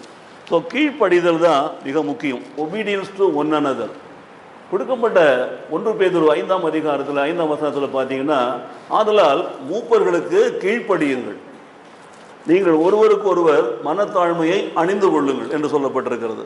இங்கே தெய்வ பயத்தோடு ஒருவருக்கொருவர் கீழ்ப்படியுங்கள். இன்றைக்கு நமக்கு செருக்கு வேண்டாம், பெருமை வேண்டாம், தற்பெருமை வேண்டாம், ஓரம் கட்டிடுவோம். நாம் தாழ்த்துவோம், தாழ்த்தி நம்மை தேவனுக்கு முன்பாக தேவன் நம்மை உயர்த்துகிறதை நாம் பார்க்கிறோம். அப்போது எவ்வளவுக்குள் நாம் தாழ்மைப்பட வேண்டும் என்று சொன்னால் தெய்வ பயத்தோடே ஒருவருக்கு ஒருவர் கீழ்ப்படியணுமா? நீ சொன்னால் நான் கேட்கணுமா? நீ உன்னை யார் எனக்கு அதிகாரியாக போட்டிருக்கிறது? நீ சொல்கிறதெல்லாம் நான் கேட்டு நடக்க முடியுமா? முடியாது. எனக்கு தெரியும் நான் என்ன நடக்கணும்னு சொல்லிட்டு அப்படிலாம் நம்ம பேசுகிறத பார்க்கலாம். ஆனால் வசனத்தை பார்த்தீங்கன்னா தெய்வ பயம் இருந்தால் நீங்கள் யார், நான் யார், நான் ஏன் why should I obey you, why should I P obedient to you, not necessary. அப்போது தெய்வ பயம் என்பது தான் மிக முக்கியம். தேவனுக்கு பயந்தவர்களாக நாம் ஒருவருக்கு ஒருவர் கீழ்ப்படுகிறோம் என்று சொன்னால் அந்த கீழ்ப்படிதல் தான், அந்த ஒபீடியன்ஸு தான் நம்மை இந்த நாட்களிலே நம்மை உயர்த்துகிறதை பார்க்கிறோம். ஸோ தாழ்மை உள்ளவர்களுக்கு கிருபை அளிக்கிறார், கிருபை கொடுக்கிறவர் கிருபையினாலே விசுவாசத்தை கொண்டு ரட்சித்துக் கொள்கிறார், கிருபையினாலே நம்மை உயர்த்துகிறார், மேன்மைப்படுத்துகிறார் என்று பார்க்கிறோம். எபேசியர் 5:21 குறித்து வைத்துக் கொள்ளுங்கள். 2வது கலாத்தியர் 5ஆம் அதிகாரத்தில் 26ஆம் வசனத்தை வாசிக்கிற பொழுது, வீண் புகழ்ச்சியை விரும்பாமலும், ஒன்று நல்ல கவனிங்க, வீண் புகழ்ச்சியை விரும்பாமலும் ஒன்று, ஒருவரை ஒருவர் கோபமூட்டாமலும், 2வது ஒருவரை ஒருவர் கோபமூட்டாமலும் 2, ஒருவர் மேல் ஒருவர் 3வது ஒருவர் மேல் ஒருவர் பொறாமை கொள்ளாமலும் இருக்க கடவோம். கீழ்ப்படிதல். பாருங்க, இப்போ நம்முடைய வாழ்க்கையில் நமக்கு தாழ்மை எப்படி வர வேண்டும் என்று சொன்னால் அப்படியே நடிக்கிறது இல்லை, நம்ம தாழ்மையாக காட்டிக்கிறது இல்லை. ஒருத்தர் சொன்னாங்கன்னா அது கீழ்ப்படிந்து நடந்தோம்னா முடிஞ்சு போச்சு, கவலையே கிடையாது. Don't show your obedience. அதுக்கு நீங்கள் பெண்ட் பண்ண வேணாம், குனிய வேணாம், நிமிர வேணாம், ஒன்றுமே சொல்ல வேண்டியதில்லை. ஏனென்றால் கர்த்தருக்கு முன்பாக நாம் தாழ்மைப்பட வேண்டும், அதுதான் மிக முக்கியம். அப்போது ஒன்று, வீண் புகழ்ச்சியை விரும்பக்கூடாது. யார் ஒருவர் தேவையில்லாமல் வணங்குறாங்களோ, குனிகிறாங்களோ, ரொம்ப பணிகிறாங்களோ அவர்கள் வீண் புகழ்ச்சியை விரும்புகிறவர்களாக இருப்பார்கள். எழுதி வைத்துக் கொள்ளலாம். நீங்கள் இது ஒரு ஜென்ரல் ரூல் மாதிரி தான். நீங்கள் யாரை வேணாலும் பாருங்கள், யார் ரொம்ப தாழ்மையாக காட்டுறாங்களோ, யார் ரொம்ப தாழ்மையாக நடிக்கிறாங்களோ அவங்களெல்லாம் நீங்கள் பார்த்தீங்கன்னா அவர்கள் வீண் புகழ்ச்சியை விரும்புகிறவர்களாக இருப்பார்கள். பைபிள் சொல்லுகிறது வீண் புகழ்ச்சியை விரும்பாமல் இருங்கன்னு சொல்லப்பட்டிருக்கிறது. அப்போ புகழ்ச்சி என்பது வேறு, வீண் புகழ்ச்சி என்பது வேறு. இப்போ நிறைய பேர் புகழ்ச்சியை தான் பார்க்குறாங்க. அப்போ ஏன் அது பார்க்குறாங்கன்னு சொல்லி சொன்னால் அது வீணானது என்பதை அவர் புரிந்து கொள்வதே கிடையாது. அது தேவையில்லாத ஒன்று என்பதை மறந்துடுறாங்க. ஸோ நாம் இன்றைக்கு தாழ்மை உள்ளவர்களாக இருக்க வேண்டும் என்று சொன்னால் வீணான ஒரு புகழ்வை, ஒரு உயர்வை, ஒரு மேன்மையை விரும்பக்கூடாது. ஒன்று. 2வது, ஒருவரை ஒருவர் கோபம் ஊட்டக்கூடாது. பேசின்னு இருக்கும்போது நம்ம பேசுகிறது உங்களுக்கு ஒரு வேளை பிடிக்காமல் இருக்கலாம், நான் சொல்கிற காரியங்கள் உங்களுக்கு பிடிக்காமல் இருக்கலாம், அது நீங்கள் விரும்பாமல் இருக்கலாம், அதை நீங்கள் வெறுக்கலாம். ஆனால் கோபம் படாமல் அமைதியாக அதை நீங்கள் கேட்டு அதை உள்ளத்தில் வைத்து அதை நீங்கள் சிந்தித்து பார்த்தீங்கன்னா உங்களுக்கு நிச்சயமாகவே தாழ்மை வரும், கர்த்தர் உங்களை உயர்த்துவார். அப்போது ஒருவரை ஒருவர் கோபம் ஊட்டக்கூடாது. 3வது பாருங்கள், ஒருவர் மேல் ஒருவர் பொறாமை கொள்ளக்கூடாது. இன்றைக்கி ஒருத்தர் போடுற ட்ரெஸ்ஸை பார்த்து பொறாமைப்படுறோம், ஒருத்தர் போடுற நகையை பார்த்து பொறாமைப்படுறோம், ஒருத்தர் போடுற பல காரியங்களை நான் பார்க்குறோம். கர்த்தர் அவங்கள அப்படியே வச்சுருக்கிறார், இவங்கள வச்சுருக்கிறார், எனக்கு ஒரு குறையாக வச்சுருக்கிறாரு, எனக்கு அது இல்லை, அது இல்லை, இல்லைங்கிறாங்க. எனக்கு பிரியமானவர்களே, அதில் நம்ம யோசிக்க வேண்டிய விஷயங்கள் நிறைய இருக்கிறது. பாருங்கள், ஒருவருக்கு ஒருவர் பொறாமை கொள்ளக்கூடாது. எந்த ஒரு மனுஷன் இந்த 3 குணங்கள் உடையவனாக இருக்கிறானோ, வீண் புகழ்ச்சியை விரும்புகிறான், நல்ல கவனியா, ஒருவர் மேல் ஒருவர் கோபத்தை மூட்டுறான். பேசும்பொழுதே கோபம் வரும். நான் சொல்லும் பொழுதே உங்களுக்கு கோபம் வரும். ஏன்னா நீங்கள் கோபப்படணுங்கிறதுக்காக நான் சொல்லவே இல்லை, நான் கோபத்துலேயும் சொல்கிறது கிடையாது. அதை நாம் சொல்ல வேண்டிய விதத்தில் சொன்னோம்னா கோபம் இல்லாமலும் பொறாமை கொள்ளாமலும் நாம் இருந்தோம் என்று சொன்னால், இந்த 3 காரியங்கள் நம்முடைய வாழ்க்கையில் நம்மை உயர்வுக்கு கொண்டு வரும். நாம் வீண் புகழ்ச்சியை விரும்பாமல், புகழ்ந்தாலும் நாம் அப்படியே தான் இருப்போம், இகழ்ந்தாலும் அப்படி தான் இருப்போம், உயர்த்தினாலும் அப்படியே தான் இருப்போம், தாழ்த்தினாலும் அப்படி தான் இருப்போம். ஸோ மன மேட்டிமை இங்கே வராது. என்ன சொன்னாலும் நான் இருக்கிற வண்ணமாக தான் இருப்பேன். ஏனென்றால் நான் யோக்கியனாக இருந்தால், நான் நடிகனாக இருந்தேன்னா நான் ஒழுங்காக இருக்க மாட்டேன். நான் யோகியனாக உண்மை உள்ளவனாக இருந்தேன்னா, நீங்கள் புகழ்ந்தாலும் அப்படி தான், நீங்கள் எழுந்தாலும் அப்படி தான், நீங்கள் உயர்த்தினாலும் அப்படி தான், நீங்களை மேல் பொறாமை கொண்டாலும் அப்படி தான், நீங்கள் என்னை வெறுத்தாலும் அப்படி தான், நான் இருக்கிற வண்ணமாகவே இருக்கிறேன் என்று சொன்னால், அப்படிப்பட்ட ஒரு தாழ்மையை தான் தேவன் விரும்புகிறார், அதிலே பிரியப்படுகிறார். அப்போது 2 காரியத்தை சொல்லுகிறேன். 3வது பிலிப்பியர் 2ஆம் அதிகாரத்தில் 3வது வசனத்தை வாசிப்போம். ஒன்றையும் வாதினாலாவது, 1 வாதினாலாவது, வீண் பெருமையினாலாவது, 2 வீண் பெருமையினாலாவது செய்யாமல் மனத்தாழ்மையினாலே ஒருவரை ஒருவர் தங்களிலும் மேன்மையானவர்களாக எண்ண கடவீர்கள். அப்போது நல்ல கவனிய, 2 கூட்டல் போடுங்க. 1+1 = 1ன்னு போடுவாங்க. நிறைய பேர் கல்யாணம் பண்ணுற பத்திரிகைகளோடு போடுவாங்க, காதல் கதையெல்லாம் போடுவாங்க. அவங்க அந்த அளவுக்கு ஒன்றோடு ஒன்று ரொம்ப நெருக்கமாக இருக்கிற மாதிரி இருப்பாங்க. நல்லா கவனிக்கலாம், நீங்கள் அந்த காரியங்களெல்லாம் நீங்கள் உணரலாம். சரி, ஆனால் இங்கே என்ன சொல்லப்பட்டிருக்கிறது, ஒன்றையும் வாதினாலே, don't argue for anything. சின்ன சின்ன விஷயத்துக்கெல்லாம் ஆர்கியூமெண்ட் பண்ணிகிட்டு இருக்கக்கூடாது, எதையுமே வாதிக்கக்கூடாது. நான் சாதிக்கவே முடியாது. நீங்கள் சொல்கிறத நான் ஏற்றுக்கிட்டேன்னா இட்ஸ் ஓகே, நான் எதிர்த்து சொன்னேன்னா நீங்கள் ஏற்றுக்க மாட்டீங்க. அப்போது அங்கே நம்முடைய வாதம் தான் மிக முக்கியமாக இருக்குது. எந்த வாதம் பண்ணுறவன் கெட்டிக்காரனாக இருக்கிறானோ அவன் ஜெயிப்பான். ஆனால் ஒன்றையும் வாதினாலே பண்ணாதீங்க, அதுபோலவே வீண் பெருமையிலும் பண்ணாதீங்க. நீங்கள் செய்கிறது தான் ரைட்டு, அதுதான் பெருமை நினச்சிங்கன்னா தப்பு. இது 2ஐயும் கூட்டுங்க. வாதினால் செய்ய மாட்டீங்க, வீண் பெருமையினால் செய்ய மாட்டீங்க. அது உங்களுக்கு என்னத்தை கொடுக்குன்னு சொன்னால் மனத்தாழ்மையை கொடுக்கும். அந்த மனத்தாழ்மை உங்களுக்குள்ளே வந்துச்சுன்னா நீங்கள் உங்களை தாழ்த்துகிறீர்கள். ஒருவரை ஒருவர் தங்களில் மேன்மையானவர்களை என்ன பண்ணுறீங்க, எண்ணுவீர்கள். பார்த்தீங்களா? அப்போது நம்முடைய பெருமை, நம்முடைய வாதம், நம்முடைய ஆர்கியூமெண்ட், நம்முடைய கோபம், நம்முடைய பொறாமை, நம்முடைய எல்லாம் வீண் பெருமை எல்லாவற்றையும் கூட்டி நாம் மனத்தாழ்மையை கற்றுக்கொண்டோம் என்று சொன்னால், அந்த மனத்தாழ்மை நம்மை மேன்மை உள்ளவர்களாக மாற்றும்.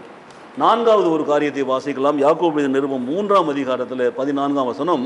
உங்கள் இருதயத்திலே கசப்பான வைராக்கியத்தையும், கசப்பான வைராக்கியம், வைராக்கியம் முதல்ல கெட்டது, அதிலே கசப்பான வைராக்கியம் ஒன்று, விரோதத்தையும் வைத்தீர்களானால் நீங்கள் பெருமை பாராட்டாதிருங்கள், சத்தியத்திற்கு விரோதமாய் பொய் சொல்லாமலும் இருங்கள். அப்போது நாம் நிறைய பொய் பேசுகிறோம், சின்ன சின்ன காரியத்தெல்லாம் பொய் பேசுகிறோம். பொய் பேசி நம்ம இப்படியே தப்பிச்சுக்கிறோம், சமாளிச்சுட்டு வெளியில் வந்துடுறோம். ஒவ்வொன்றுக்கும் ஒரு பொய். ஸோ காலையிலேருந்து சாயந்தரம் வரைக்கும் ஒவ்வொன்றுக்கும் பொய் சொல்லிகிட்டே இருந்தோம்னா நம்ம எப்போ உண்மையை பேச முடியும்? கவனிங்க, உங்கள் இருதயத்தில் கசப்பான வைராக்கியம் வைக்காதீங்க. எந்த ஒரு காரியத்தை குறித்தும் ஒரு வைராக்கியமான சிந்தையோடு இருக்காதீங்க. விட்டு கொடுங்க, விட்டு கொடுத்து வாழ கற்றுக்கொள்ளுங்கள். வைராக்கியம் வேண்டாம். அந்த வைராக்கியம் ஒரு கசப்பை உண்டு பண்ணதாக இருக்கக்கூடாது. அதுபோலவே அந்த வைராக்கியம் ஒரு விரோதத்தையும் உண்டு பண்ணக்கூடாது என்று சொன்னோம்னு சொன்னால், அது 2ஐயும் நம்ம கடைபிடித்தோம் என்று சொன்னால் நாம் நிச்சயமாகவே வைராக்கியம் இல்லாமல், விரோதம் இல்லாமல் வாழ்ந்தால் நாம் அதை குறித்து பெருமை பாராட்ட வேண்டியதில்லை. ஏனென்றால் சத்தியத்தினால் விரோதமான பொய் சொல்லாமலே இருந்தோம்னா கர்த்தர் நம்ம மேல் பிரியமாக இருப்பார். ஸோ நாம் தேவனாலே புகழப்பட வேண்டும், ஆண்டவர் நம்மை உயர்த்தணும், தேவன் நமக்கு எதிர்த்து இருக்கக்கூடாது, தேவன் நம்மை உயர்த்துகிறவா இருக்க வேண்டும் என்று சொன்னால், இந்த வீண் வாதம், கசப்பான வைராக்கியம், விரோதத்தெல்லாம் விட்டுட்டு சத்தியத்தை நாம் பற்றி கொள்வோம், பொய் சொல்லாமல் வாழ்வோம். கர்த்தர் நம்மை ஆசீர்வதிப்பாராக. 3வது, அடுத்தது 5வதாகும். ரோமருக்கு நிருபம் 13ஆம் அதிகாரத்தில் 13ஆம் வசனத்தை வாசிப்போம். களியாட்டும் வெறியும் வேசித்தனமும் காம விகாரமும் வாக்குவாதமும் பொறாமையும் உள்ளவர்களாய் நடவாமல் பகலிலே நடக்கிறவர்கள் போல சீராய் நடக்க கடவும். கர்த்தர் வெறுக்கிற 4 காரியங்கள், 4 காரியங்களை நீங்கள் பார்க்கணும். களியாட்டும் வெறியும், வெறித்தனமாக ஒரு களியாட்டம், மகிழ்ச்சி கொண்டாட்டங்கள் நீங்கள் பார்க்கலாம். நிறைய பேர் இந்த மாதிரி இந்த பண்டிகை நாட்களில் கொண்டாடுறவங்களாம் பார்த்தீங்கன்னா ஒரு வெறி பிடிச்சவங்க மாதிரி கொண்டாடின்னு இருப்பாங்க. அதுதான் அவங்களுக்கு சந்தோஷம். அதுதான் களியாட்டும் வெறியும். வேசித்தனம் பண்ணுவாங்க 2வது. 3 காம விவகாரம் பண்ணுவாங்க. 4வது வாக்குவாதமும் பொறாமையும் கொள்ளுவார்கள் என்று சொல்லப்பட்டிருக்கிறது. இந்த 4 காரியங்களையும் கர்த்தர் அருவருக்கிறார், அதை வெறுக்கிறார் என்று நான் பார்க்கணும். அப்போது இந்த 4 காரியங்களும் இருக்கிறவர்களாய் நடவாமல், நம்மிடத்தில் களியாட்டும் வெறி இருக்கக்கூடாது, நம்மிடத்தில் வேசித்தனமும் காம விவகாரமும் இருக்கக்கூடாது, நம்மிடத்தில் வாக்குவாதமும் பொறாமையும் இருக்கக்கூடாது என்று சொல்லி பார்த்தீங்கன்னா, நாம் எப்பொழுதும் வெளிச்சத்தின் பிள்ளைகளாக நடப்போம். பகலிலே நடக்கிறவர்கள் போல எப்படி நடப்போமா? வெளிச்சத்தின் பிள்ளைகள். சீராய் நடப்போம். சீராய் நடப்பது என்று சொன்னால் நாமெல்லாம் வெளிச்சத்தின் பிள்ளைகள். நம்முடைய ஒளிர் மற்றவர்கள் முன்பாக ஒளிர கடவுது, தேவனு பிதாவின் மகிமைப்படுத்தும்படியாக. ஆகினால களிப்பாட்டும் வெறி வேண்டாம், காம விகாரம் வேண்டாம், பேசித்தனம் வேண்டாம், இவைகள் எல்லாவற்றையும் விட்டு ஒழிப்போம். எல்லாவற்றுக்கும் மேலாக வாக்குவாதம் பண்ண வேண்டாம், பொறாமை கொள்ள வேண்டாம். எல்லாத்தையும் விட்டுட்டோம்னா சீராய் நடப்போம் என்று சொன்னால் தேவனுக்கு பிரியமுள்ளவர்களாக இருப்போம். தேவன் நம்மை உயர்த்துவார். ரோமர் 2ஆம் அதிகாரத்தில் 17வது வசனத்தை வாசிப்போம். நீ யூதன் என்று பெயர் பெற்று நியாய பிரமாணத்தின் மேல் பற்றுதலாய் இருந்து தேவனை குறித்து மேன்மை பாராட்டு. அடுத்தது 13வது வசனம். நியாயப்பிரமாணத்தை கேட்கிறவர்கள் தேவனுக்கு முன்பாக நீதிமான்கள் அல்ல, நியாயப்பிரமாணத்தின்படி செய்கிறவர்களே நீதிமான்களாக்கப்படுவார்கள். அப்போ நியாயப்பிரமாணத்தின்படி செய்கிறவர்களே நீதிமான்களாக்கப்படுவார்கள். அப்போ தேவனுக்கு முன்பாக நீதிமான்களாக இருப்பதை விட நியாயப்பிரமாணத்தின் முன்பாக நீதிமானாக இருக்கிறதை குறித்து எழுதப்பட்டிருக்கிறது. ஸோ நியாயப்பிரமாணத்தை கேட்கிறவர்கள் அப்படி நடக்கிறார்கள். அப்போ யூதன் என்றும் பெயர் பெற்றும் நியாயப்பிரமாணத்தின் மேல் பற்றுதலாக இருந்து தேவனை குறித்து மேன்மை பாராட்டு. அப்போது 10 கட்டளைகள் கொடுக்கப்பட்டது எல்லாமே தேவனை மேன்மை பாராட்டும் வண்ணமாக கொடுக்கப்பட்டது. நியாயப்பிரமாணங்கள் அப்படி தான் கொடுக்கப்பட்டது. அதை யாரும் கடைபிடிக்க தயாராகவே இல்லை, ஏனென்றால் அதை கடைபிடிக்க விருப்பமே இல்லை. ஆனால் பைபிள் சொல்லுகிறது, அதை கடைபிடிக்கிறவர்கள் நீதிமான்களாக்கப்படுகிறார்கள். அவர்கள் தங்களை குறித்து அவர்கள் மேன்மை பாராட்டுகிறார்கள், இல்லை தேவனை குறித்து மேன்மை பாராட்டுகிறார்கள். ஆகவே தேவன் நம்மையிலே பிரியமாக இருக்கிறாரா? தேவன் நம்மை நடத்துகிறாரா? யோசித்து பாருங்கள். அதுதான் நமக்கு மிக முக்கியம். 7வதாக ஒரு வசனத்தை வாசிக்கலாம். யாக்கோபு நிருபம் 4ஆம் அதிகாரத்தில் 6வது வசனம். அவர் அதிகமான கிருபையை அளிக்கிறாரே, ஆதலால் தேவன் பெருமையுள்ளவர்களுக்கு எதிர்த்து நிற்கிறார், தாழ்மையுள்ளவர்களுக்கோ கிருபை அளிக்கிறார் என்று சொல்லி இருக்கிறது. எங்க சொல்லி இருக்கிறது? 1 பேதுரு 5ஆம் அதிகாரத்தில் 5 சொல்லி இருக்கிறது. பழைய ஏற்பாடு நீதிமொழியில் சொல்லப்பட்டிருக்கிறது என்று பார்க்கிறோம். நம்முடைய வாழ்க்கையில நாம் நிச்சயமாய் கடைபிடிக்க வேண்டியது என்னவென்று பார்த்தீங்கன்னா, அவர் அதிகமான கிருபையை நமக்கு கொடுக்கிறார். கிருபை தகுதி இல்லாதவர்களுக்கு கொடுக்கிறது தான் கிருபை. அப்போ நம்ம தகுதி இல்லாத பிள்ளைகள் என்று ஏற்றுக்கொள்கிற பொழுது தேவன் கிருபையை கொடுக்கிறார்.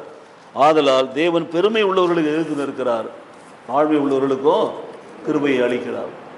அப்போ நம்முடைய வாழ்க்கையில் நாம் தேவ கிருபை பெற்றுக்கொள்ள வேண்டும். கிருபை தான் மிக முக்கியம். கிருபை இல்லைன்னா வாழ முடியாது. உங்கள் கிருபை தான் என்னை தாங்குகிறது, உங்கள் கிருபை தான் என்னை நடத்துகிறது, உங்கள் கிருபையினாலே பிழைத்திருக்கிறேன்னு சொல்கிறோம். அந்த கிருபை நம்மை உயர்த்துகிறது, மேன்மைப்படுத்துகிறது. அந்த கிருபை நம்மை தாழ்மை உள்ளவர்களுக்கு கொடுக்கப்படுகிறதுனால நாம் உயர்த்தப்படுகிறோம் என்று வேதம் சொல்கிறது. நம்முடைய வாழ்க்கையில் தேவ கிருபை இருக்கிறதா? கிருபையினாலே விசுவாசத்தை கொண்டு ரட்சிக்கப்பட்டிருக்கிறோமா? தேவ கிருபை நம்மை சூழ்ந்திருக்கிறதா? நம்முடைய எல்லா வார்த்தைகளும் செயல்களும் தேவனுக்கு பிரியமானதாக இருக்கிறதா? எல்லாம் தேவனுடைய வார்த்தையின்படி நாம் செய்கிறோமா? யோசித்து பாருங்கள். தேவ கிருபை இல்லை என்று சொன்னால் நம்மால் ஒன்றுமே முடியாது. அந்த கிருபை என்றும் உள்ளது என்று நாம் பாடுவோம். தேவ கிருபை என்றும் உள்ளது, எப்பொழுதும் இருக்கிறது. எல்லாவற்றிலும் தேவ கிருபை இருக்கணும். கிருபை என்பது இலவசமாய் கொடுக்கப்படுகிறது, அது தகுதி இல்லாதவர்களுக்கு கொடுக்கப்படுகிறது, அது தேவனால் கொடுக்கப்படுகிறது. ஒவ்வொரு நாளும் அதிகாலை வேளையிலே புது கிருபையை கொடுக்கிறார். நேற்றைக்கு கொடுத்த கிருபை இன்றைக்கு இல்லை, இன்றைக்கு மறுபடியும் ஒரு கிருபையை கொடுக்கிறார். அந்த கிருபை மிக முக்கியம். அந்த கிருபை தான் நம்மை உயர்த்துகிறது, மேன்மைப்படுத்துகிறது என்று நாம் பார்க்கிறோம். நம்முடைய வாழ்க்கையில் எனக்கு பிரியமானவர்களே, தேவன் நமக்கு எதிர்த்து நிற்கிறார் என்று நாம் நினைச்சு பார்க்கவே வேண்டியதில்லை. தேவன் நமக்கு விரோதமாய் ஒரு நாளும் நிற்க மாட்டார். நாம் அவருக்கு முன்பாக தாழ்மைப்பட வேண்டும், அவருக்கு முன்பாக நம்மை தாழ்த்த வேண்டும், அவருக்கு முன்பாக நம்மை மேன்மை பாராட்டக்கூடாது. அப்படி நாம் நடக்கிற பொழுது கர்த்தர் நம்மை உயர்த்துகிறார், மேன்மைப்படுத்துகிறார் என்று பார்க்கிறோம். யோபின் புஸ்தகத்தில் 22ஆம் அதிகாரத்தில் 29வது வசனத்தை வாசிப்போம். மனுஷர் ஒடுக்கப்படும் பொழுது சொல்ல தாழ்ந்தோர் ரட்சிக்கப்படுவார்கள். அப்போ மனுஷர் ஒடுக்கப்படுகிற பொழுது திடப்பட கடவர்கள் என்று சொல்லி தேவரீர் நீர் சொல்ல தாழ்ந்தோர் ரட்சிக்கப்படுகிறார்கள் என்று சொல்கிறார். அந்த வசனத்திலே வாசிக்கிற பொழுது பாருங்கள், தாழ்த்துகிறவர்கள் ரட்சிக்கப்படுறாங்க, தாழ்த்துகிறவர்கள் கிருபை கொடுக்கிறார், தாழ்த்துகிறவர்கள் உயர்த்தப்படுகிறார், தாழ்மையுடைய ஆசீர்வாதங்கள் வருகிறது. ஆகவே மனுஷர் ஒடுக்கப்படுகிற பொழுது அவர்கள் திடப்பட கடவர்கள் என்று நாம் சொல்ல வேண்டும். நாம் மற்றவர்களால் ஒடுக்கப்படுகிறோம் என்று சொன்னால் அதை குறித்து நாம் கவலைப்படாமல் அதை தேவனுக்கு ஒப்பு கொடுத்து விட்டு அந்த ஒடுக்கப்படுதலிலே தேவனை உயர்த்துவர்களாக நாம் இருந்தோம் என்று சொன்னால் தேவன் நம்மை ரட்சித்துக் கொடுக்கிறார், நம்ம மீட்டுக் கொடுக்கிறார், நமக்கு உயர்வை கொடுக்கிறார். ஆக மனுஷன் நமக்கு உபத்திரங்களை கொடுத்து, துன்பங்களை கொடுத்து, வேதனைகளை கொடுத்து, நம்முடைய மனதை புண்படுத்தி, அப்போது நம்மை அவர்கள் எல்லா விதமான காரியங்கள் சொன்னால் பண்ணமா மாற்றுறாங்கன்னா நம்ம அதை பற்றி கவலைப்பட தேவையில்லை. தேவன் நம்மை அதிலிருந்து ரட்சித்துக் கொள்வார், மீட்டுக் கொள்வார். நாம் பொறுமையோடு கூட இருக்கிறோமா என்று பார்ப்பார். ஆக அதுதான் மிக முக்கியமான ஒரு காரியம். எனக்கு பிரியமான சகோதர சகோதரிகளே, மத்திய சுவிசேஷம் 23ஆம் அதிகாரத்தில் 12ஆம் வசனத்தை வாசிப்போம்.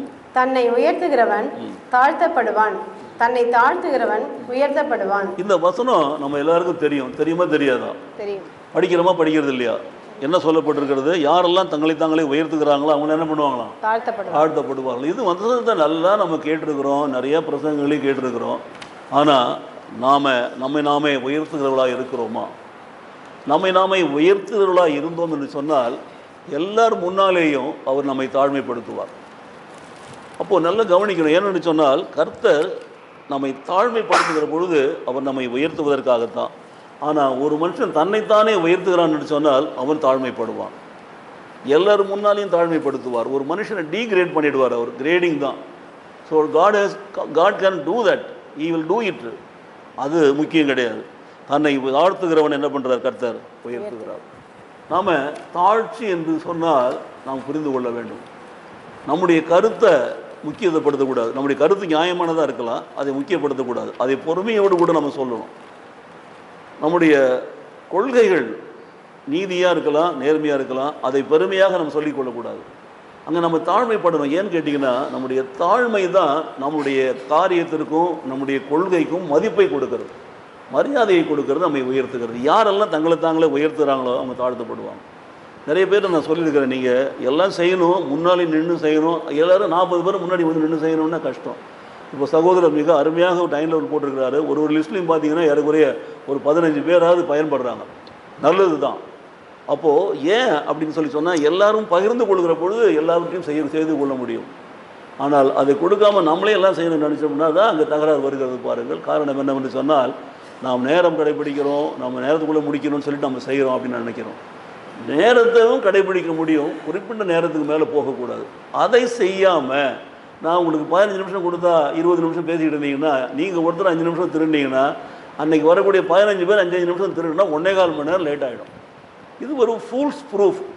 சாதாரணமாக யார் வேணாலும் அது கணக்கு போடலாம். ஒருத்தவங்க 5 நிமிஷம் எக்ஸ்ட்ரா எடுத்துக்கிட்டிங்கன்னா உங்களுக்கு கொடுக்குறது ஒரு துவக்க ஜபம்னா துவக்க ஜபம் மட்டும்தான் சொல்லணும். நீங்கள் அதுக்கு ஒரு ரீடிங் வாசித்து, அதுக்கு ஒரு விளக்கம் சொல்லி, அதுக்கு ஒரு பாட்டு பாடி, அப்புறம் ஒரு ஜபம் பண்ணி நீங்கள் ஒரு 10 மினிட்ஸ் எடுத்துக்கிட்டிங்கன்னா you are stealing another mens 5 minutes. கவனிங்க. இப்போது அதனால் உங்களுக்கு என்ன பெருமை வரப்போகிறது? ஒன்றும் வரப்போகிறது இல்லை. அதை நாம் கடைபிடிக்கிற விதத்தில் தான் கடைபிடிக்கணும். ஒரு சின்ன ஜபம் அழகாக சொல்லலாம், ஆவியில் நிறைந்து உற்சாகமாக சொல்லலாம். வின்சென்ட் பிரதர் சொன்னார், அடுத்த வாரம் சாம்சன் சொன்னார், இப்போ இந்த வாரம் ஒருத்தர் சொல்ல போகிறாங்க. இதெல்லாம் நான் பார்க்குற பொழுது ஜபம் என்பது ஒரு குறிப்பிட்ட நேரம், மேக்ஸிமம் ஒரு 3 to 5 மினிட்ஸ் அதிகம். 5 மினிட்ஸ் அதிகம்தான். 3 நிமிஷத்தில் தான் ஜபம் பண்ணணும். ஏனென்றால் பிதா குமாரன் பரிசுத்த ஆவியை குறித்து நம்ம அழைத்து சொல்கிறது தான். அப்போ குறிப்பிட்ட நேரத்தில் முடிக்கலைன்னா பிரயோஜனமே கிடையாது. அதுபோல தான் ஒருத்தர் வழி நடத்துகிற 45 நிமிஷம் தான் மேலே போகக்கூடாது, 5 நிமிஷம் கூட போகக்கூடாது. ஆனால் நிறைய பேர் என்ன நினைக்கிறோம், 5 நிமிஷம் போனால் என்ன, போனால் பரவாயில்ல, என்ன பண்ண போகிறோம் வீட்டில் போயின்னு அவர் நினைக்கிறான். அவர் நடத்துகிறவர் அப்படி நினைக்கலாம். நடக்கிறவங்க சீக்கிரமாக வந்துட்டாங்க பாருங்கள், 8:45. அவங்க என்ன நினைப்பாங்க? அவங்க கரெக்டாக 11 மணிக்கு 11:10 வெளியில் போய் டீ சாப்பிட்டுட்டு வீட்டுக்கு போயிடணும். 11:15 வீட்டில் போய் சமைக்க ஆரம்பிச்சிடணும் மத்தியானம் சாப்பிட்டு.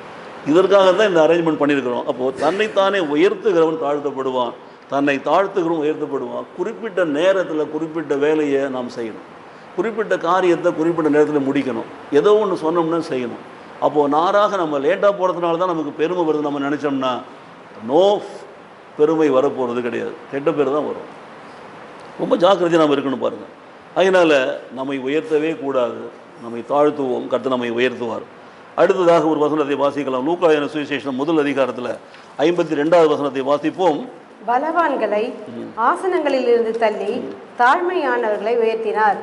பலவான்களை ஆசனங்களிலே கீழே தள்ளி தாழ்மை உள்ளவர்களை உயர்த்துகிறார். லூக்கா சுவிசேஷத்தில் வருகிறது 1 அதிகாரத்தில் அந்த 46லேருந்து 52 வரைக்கும் மரியாளின் பாடலை ஒருத்தவங்க வாசிக்க பார்க்கலாம். மேக்னிஃபிகாட்ஸ் அப்பொழுது மரியாள், என் ஆத்துமா கர்த்தரை மகிமைப்படுத்துகிறது, என் நாவி என் இரட்சகராகிய தேவனில் களி கூறுகிறது. அவர் தம்முடைய அடிமையின் தாழ்மையை நோக்கி பார்த்தார். இதோ இது முதல் எல்லா சந்ததிகளும் என்னை பாக்கியவதி என்பார்கள். வல்லமையுடையவர் மகிமையானவைகளை எனக்கு செய்தார். அவருடைய நாமம் பரிசுத்தம் உள்ளது. அவருடைய இரக்கம் அவருக்கு பயந்து இருக்கிறவர்களுக்கு தலைமுறை தலைமுறைக்கும் உள்ளது. தம்முடைய பயத்தினாலே பராக்கிரமம் செய்தார். இருதய சிந்தையில் அகந்தையுள்ளவர்களை சிதறடித்தார். பலவான்களை ஆசனங்களிலிருந்து தள்ளி தாழ்மையானவர்களை உயர்த்துகிறார். பாத்தீங்களா?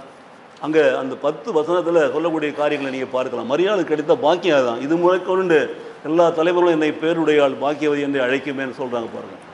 தாழ்த்துகிறாள் மரியாள், உயர்த்துகிறாங்க. இதோ உமது அடிமை, உமது வார்த்தைப்படி எனக்கு ஆகக்கடவுன்னு சொல்றாங்க. தேவன் உயர்த்துகிறார் பாருங்க. எந்த அளவுக்கு உயர்த்துகிறார்? அவளை இயேசு கிறிஸ்துனுடைய தாயாக உயர்த்தி உலகமெங்கும் உள்ள எல்லாரும் அவரை பேருடையாள் பாக்கியவதி, பிளஸட் உமன் என்று சொல்லி போற்றுகிற அளவுக்கு தேவன் உயர்த்துகிறார் என்று பார்க்கிறோம்.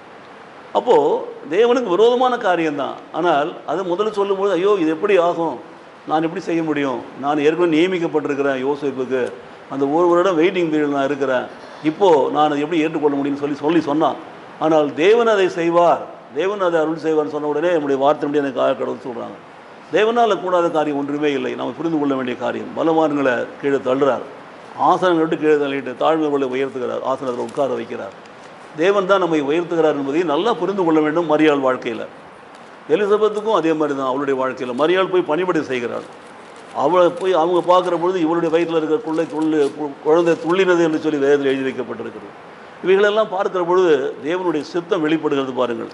ஆகவே நாம் மிகவும் ஜாக்கிரதையாக இருக்க வேண்டும். 1 சாமுவேல் 5ஆம் அதிகாரத்தில் 6வது வசனத்தை வாசிப்போம் என்று சொன்னால், அஸ்தோத் ஊராரை பாழாக்கும் படிக்கு கர்த்தருடைய கை அவர்கள் மேல் பாரமாய் இருந்தது. அவர் அஸ்தோத்தின் ஜனங்களையும் அதன் எல்லைகளுக்குள் இருக்கிறவர்களையும் மூல வியாதியினால் வாதித்தார். பைல்ஸ் வியாதினால் அதன் எல்லைகளுக்கும் இருக்கிறவர்களையும் என்ன பண்றாரு? அந்த அஸ்தோத்துங்கிற அந்த ஊர்ல இருக்கிற தேவதையை தான் அவங்க வழிபட்டு இருந்தாங்க. அது ஒரு பெரிய ஸ்டோரி இருக்குது அது பக்கத்தில். இருந்தாலும் அவருடைய கை அவர் மேல் பாரமாக இருந்திருக்கிறது. அவர் அஸ்தோத்தின் ஜனங்களை எல்லாரும் என்ன பண்ணுறாரு? அதன் எல்லைகளை எல்லாரும் இருக்கிறவர்களையும் மூல வியாதினாலே என்ன பண்ணார்? வாதிக்கிறார். தேவன் வாதிக்கிறார், பிதாவாகிய தேவன் வாதிக்கிறார் என்று பார்க்கிறோம். ஆகவே தன்னைத்தானே உயர்த்துகிறவர்களை கர்த்தர் தாழ்த்துகிறவர்களை உயர்த்துகிறார் என்பதை நாம் பார்க்கிறோம். யோபின் புஸ்தகம் 5ஆம் அதிகாரத்தில் 11ஆம் வசனத்தை எப்படியாய் வாசிக்கிறோம்? அவர் பூமியின் மேல் மழையை வருஷிக்க பண்ணி வெளி நிலங்களின் மேல் தண்ணீர்களை வருவிக்கிறார்.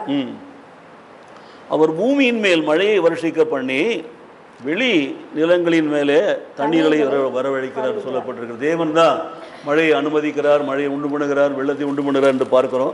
வறண்டு போன நிலங்களிலெல்லாம் தண்ணீர்களை ஊற்றுகிறார் என்று பார்க்கலாம். இதெல்லாம் தேவனுடைய சித்தம். இது நமக்கு தெரியப்படுத்துவதற்காக நாம் சொல்கிறோம்.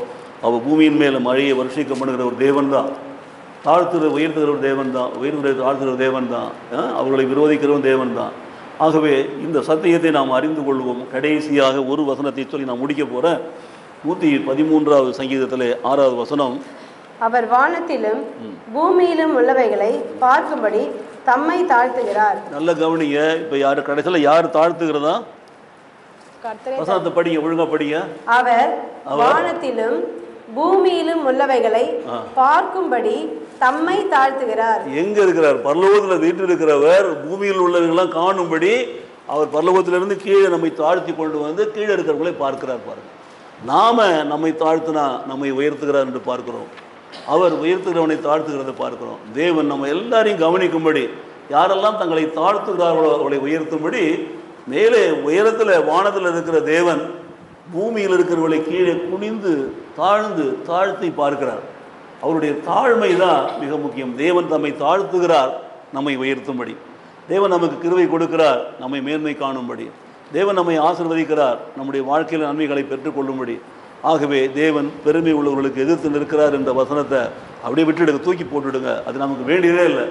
மாறாக தன்னை தாழ்த்துகிறவர்கள் என்ன பண்றார்? கர்த்தர் கிருபை அளித்து உயர்த்துகிறார், கிருபை அளித்து உயர்த்துகிறார், மேன்மைப்படுத்துகிறார். இன்றைக்கு இந்த வாக்கு தத்தத்தை நாம் பற்றி கொள்ள வேண்டும் என்று சொன்னால் நம்முடைய சொல்லிலே, செயலிலே, நடக்கையிலே எல்லாவற்றிலும் நம்ம ஒரு தாட்சியை காட்ட வேண்டும். நாம் மேட்டுமையே காட்டக்கூடாது. தாழ்மையை நான் வெளிப்படுத்தணும்னு சொன்னால் தேவன் நம்மை அந்த மக்கள் முன்பாகவே உயர்த்துகிறவராக இருக்கிறார். இந்த மாதம் முழுவதும் உங்களுக்கு கொடுக்குற வாக்குத்தத்தம் அதுதான். இந்த மாதம் முழுவதும் நீங்கள் செயல்பட போகிறீங்க, ஊழியம் செய்ய போகிறீங்க. ஒருத்தருக்கும் ஒரு பங்கு கொடுத்துருக்குறோம். ஒருத்தருக்கு சோக ஜபம் கொடுத்துருக்குறோம், ஒருத்தருக்கு துதி ஆராதனை கொடுத்துருக்குறோம், ஒருத்தர் காணிக்கை பாட்டு பாடுறீங்க, ஒருத்தர் காணிக்கை ஜபம் பண்ணுறீங்க. எல்லாருக்கும் ஒன்று கொடுத்துருக்குறோம். அதை விட மிக முக்கியமாக ஆலயத்தில் முன்னாடி வந்து கூட்டுறீங்க, பெருக்கிறீங்க, எல்லாத்தையும் எடுத்து வைக்கிறீங்க. முடியும் போது மறுபடியும் கூட்டிட்டு பெருக்கிட்டு சுத்தம் பண்ணிட்டு தான் வெளியில் போகிறீங்க. இது எல்லாருக்கும் ஒரு பொறுப்பு கொடுத்துருக்குறோம். இந்த பொறுப்பில் இருக்கிற ஆட்களை நீங்கள் பார்த்தீங்கன்னா அவங்க முதல் லிஸ்ட்லேயும் இருப்பாங்க, முன்னாடி வந்து கூட்டுறதுலேயும் இருப்பாங்க, பின்னாடி வந்து கூட்டுறதுலேயும் இருப்பாங்க, நடுவில் பாத்திரங்கள் வாஷ் பண்ணுறதுலேயும் இருப்பாங்க, துவக்க ஜபத்துலையும் இருப்பாங்க, காணிக்கை ஜபத்துலையும் இருப்பாங்க, காணிக்கை பாட்டும் பாடுவாங்க. எல்லாருக்கும் எல்லாவற்றையும் நாம் பகிர்ந்து கொடுக்குறோம். ஏனென்றால் யார் தேவனுக்கு முன்பாக தங்களை தாழ்த்துகிறார்களோ அவர்களை கர்த்தர் உயர்த்துகிறார். இது மிக மேன்மையான ஒரு கருத்து. நான் இங்கே சும்மா கால் நடக்க முடியாமல் உட்காந்துருக்கேன்னு நினைக்காதீங்க. நான் எல்லாரையும் கவனிச்சுட்டு தான் இருப்பேன். லிஸ்ட்டை பார்ப்பேன், யார் வந்து கூட்டுறாங்கன்னு பார்ப்பேன், யார் பெருக்கிறாங்கன்னு பார்ப்பேன். எக்ஸ்ட்ரா ஒர்க்கை நீங்கள் பண்ணிட்டீங்கன்னா உங்களுக்கு அசைன் பண்ண ஒர்க்கை நீங்கள் செய்யலுங்கும் பொழுது you are not interested in that work, you want to do this work. அதுதான் மேட்டிமை. இதை தான் உங்களுக்கு சொல்வதற்காக புரிய வைக்கிறதுக்காக நான் சொல்கிறேன். லிஸ்ட்டை வச்சு நீங்கள் பார்த்துக்கலாம். அவங்கவுங்களுக்கு கொடுத்ததை அவங்கவுங்க கர்த்தருக்கு முன்பாக நாம் தாழ்ந்து செய்கிற பொழுது கர்த்தர் நம்மை உயர்த்துகிறதை நான் பார்க்கிறோம். என்ன ரோல் வேணாலும் ப்ளே பண்ணணும், அதுதான் மிக முக்கியம். ஆலயத்தில் எல்லா காரியங்களும் நம்ம செய்யணும். நம்ம எப்பொழுதும் மேட்மையான இடத்துலேயே இருந்தோம்னா கர்த்தர் கீழே தள்ளி விட்டுருவார். எப்பொழுதும் நம்ம தாழ்த்தணும்னா கர்த்தர் நம்மை உயர்த்துவார். எல்லாவற்றிலும் நாம் மேன்மை பாராட்டுவோம். எப்படி என்று சொன்னால் நம்மை தாழ்த்தி அவர் நம்மை உயர்த்துகிற பொழுது நாம் மேன்மை பாராட்டுவோம். கர்த்தர் நம்மை ஆசீர்வதிக்கவே ஆசீர்வதிப்பார். உங்களுக்கு நான் சொன்ன கருத்து புரிந்திருக்கிறதா? எல்லாருக்கும் புரிஞ்சிருக்கா? வாயத்தான்னு சொல்ல மாட்டீங்களா? எல்லாருக்கும் புரியும்படி தான் நான் சொல்கிறேன். எல்லாரையும் ஏற்றுக்கொள்ள வேண்டியதான். எல்லாரையும் ஏற்றுக்கொள்வோம். கர்த்தருக்கு முன்பாக தாழ்மைப்படுவோம். கர்த்தர் நம்மை உயர்த்துவார். கண்களை மூடி நான் ஜெபிப்போம். மகா கிருபையும் இரக்கமும் தயவு நிறைந்த எங்கள் அன்பின் பரலோக பிதாவே, கர்த்தர் தேவன் பெருமை உள்ளவர்களுக்கு எழுத்து நிற்கிறீர், ஆண்டவரை தாழ்மை உள்ளவர்களுக்கு கிருபை அளிக்கிறேன் என்று சொல்லி நாங்கள் வேதத்தில் வாசிக்கிறோம்.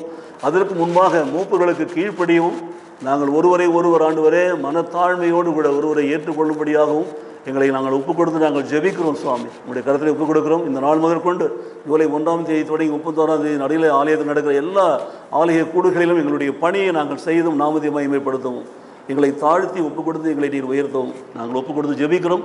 கர்த்தருடைய நாமம் மகிமைப்படுவதாக, கர்த்தருடைய நாமம் உயர்த்தப்படுவதாக. கர்த்தர் எங்கள் எல்லாருக்கும் கிருபையை அளித்து எங்களை ஆசீர்வதிப்பீராக. இயேசு கிறிஸ்துவின் நாமத்திலே பிதாவே, ஆமென்.